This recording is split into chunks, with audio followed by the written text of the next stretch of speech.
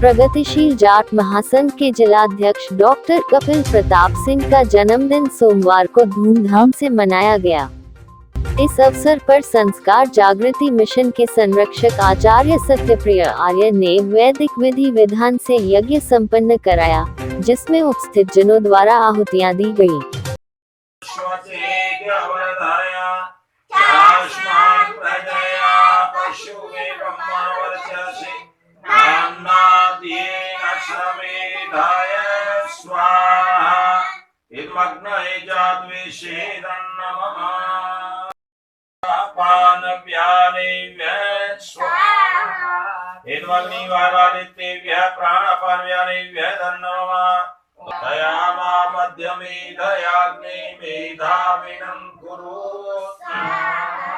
ओम विश्वानि देव सविता दुरिता शुभा स्वाहा।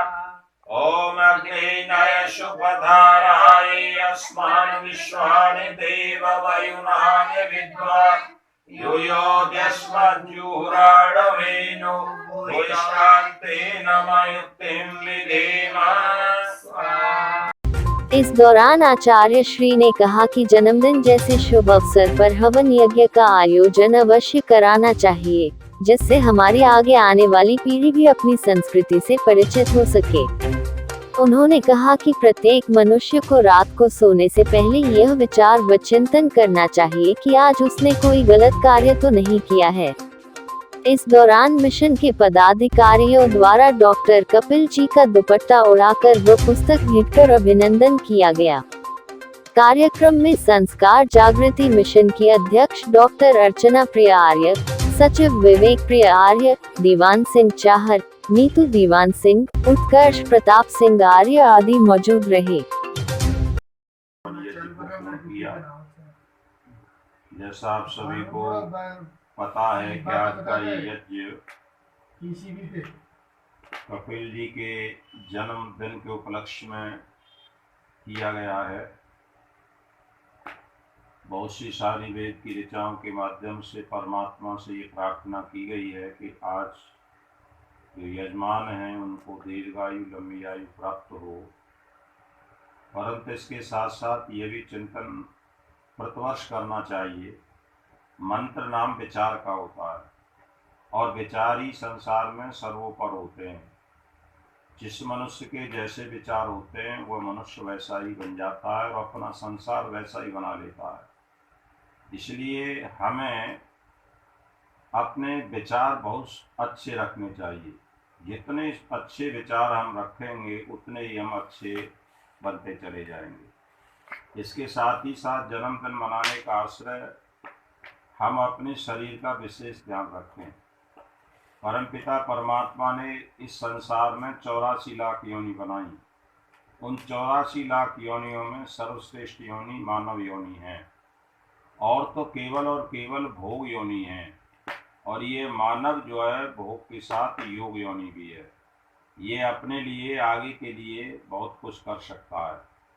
इसलिए नित्य प्रत हमें परमेश्वर से यह कामना करने के साथ साथ ये चिंतन करना चाहिए कि आज मैंने पूरे दिन, जब हम अपने शयन कक्ष में जाएं, सोने से पहले 10 मिनट अवश्य हम चिंतन करें कि आज मैंने प्रातः से लेकर सायंकाल तक अपने शरीर से, अपनी ज्ञानेंद्रिय और कर्मेंद्रियों से कोई गलत कार्य तो नहीं किया। एक एक पड़ताल करें।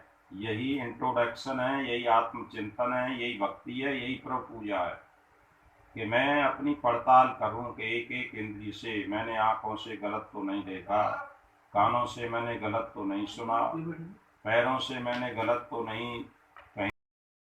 हमेशा इस बात का ध्यान रखना चाहिए कि अपने से जो बड़े हैं, आयु में बड़े हैं, विचारों में बड़े हैं, धन में बड़े हैं, विद्या में बड़े हैं, उन सब का हमें नित्य प्रति आदर करना चाहिए। क्योंकि शास्त्रों में लिखा है अभिवादनशीलस्य नित्यं मृदोपसेवनम चत्वारतस्य वर्धन्ते आयु विद्या यशो बलम। 4 चीज़ें उस मानव की बढ़ती हैं, आयु, विद्या, यश और बल। तो इसलिए ये चीज़ों का आपको विशेष रूप से ध्यान रखना है। हम शुद्ध आहार लें और गाढ़ निद्रा और सदा का ब्रह्मचर्य, ये 3 चीज़ें हमें लंबी आयु प्राप्त कराती हैं। और इन तीनों से अगर हम हट जाते हैं तो फिर हमें लंबी आयु प्राप्त नहीं हो सकती है। इसलिए निरंतर इन बातों का ध्यान रखेंगे। आशा उम्मीद की जाती है कि आप अपने सही विचारों को लेकर के सही रास्ते पर चलते चले जाएंगे तो निश्चित ही परमेश्वर आपको लॉन्ग लाइफ, लंबी आयु देगा और उसके द्वारा आप अपने जीवन को उस पथ पर ले चल के अच्छा बनाएंगे।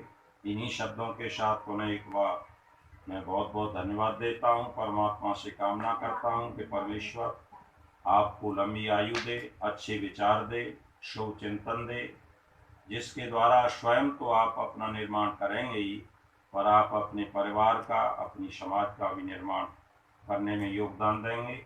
क्योंकि आप शिक्षक भी हैं, आपके साथ डॉक्टर की उपाधि भी लगी हुई है, तो ऐसा प्रयास प्रयत्न करते रहें। आप जहाँ कहीं भी रहें, अच्छे विचार लोगों को दें, अच्छे विचार स्वयं ग्रहण करें, जिसके द्वारा समाज की संरचना अच्छी प्रकार से हो सके। पुनः इन शब्दों के साथ बहुत बहुत धन्यवाद।